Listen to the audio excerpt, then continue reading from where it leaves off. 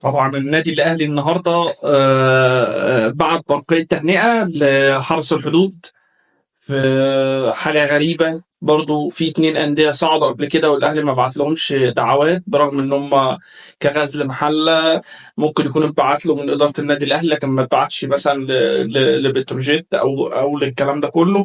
فأنا يعني شايف إن شامم كده ريحة صفقة. الأهلي بيفكر في محمود ممدوح، هداف. الواد هداف، ممكن ما يصلحش للاهلي من اول ما يجي، بس ممكن يعني تاخده وانت اللي تعيره النادي، تبعته سموحه، تبعته المقاولين لو المقاولين قعد، تبعته فاركو، تبعته الاتحاد، ايا كان، بس تاخده انت وانت اللي تبقى متحكم فيه. الواد ده هداف، الواد ده هو اللي جاي في مهاجمين منتخب مصر باذن الله.